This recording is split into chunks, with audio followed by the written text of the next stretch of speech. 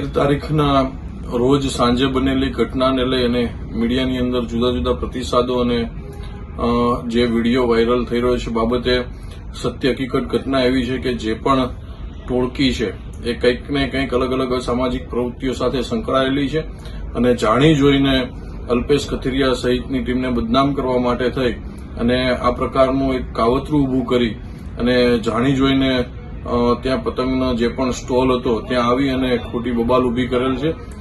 સ્પષ્ટ બાબત છે. એના વિરુદ્ધમાં પણ અમે અમારી અરજી એ સરથાણા પોલીસ સ્ટેશન ખાતે આપવામાં આવેલ હતી અને એ અરજી સંદર્ભે તપાસ કરીને આજરોજ એમના વિરુદ્ધમાં ગુનો દાખલ કરવામાં આવ્યો છે.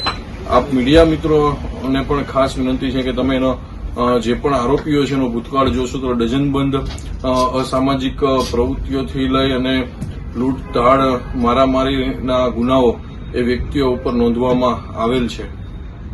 એ સત્ય હકીકત છે.